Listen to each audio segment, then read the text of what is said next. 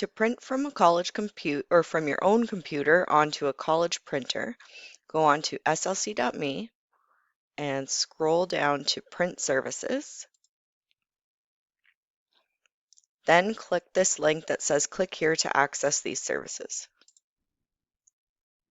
It'll ask you to log in and you should sign in with your slc.me account, but you have to click sign in with Microsoft.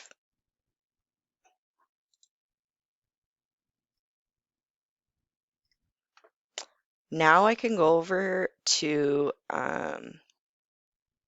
web print and submit a job. Then I'll choose either black and white or color and then click print options and account selection. Choose how many copies you want and then click upload documents. Then you can upload from your computer by clicking here or dragging your files here.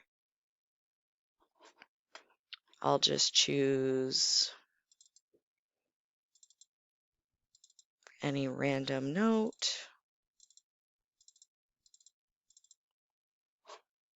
and upload and complete.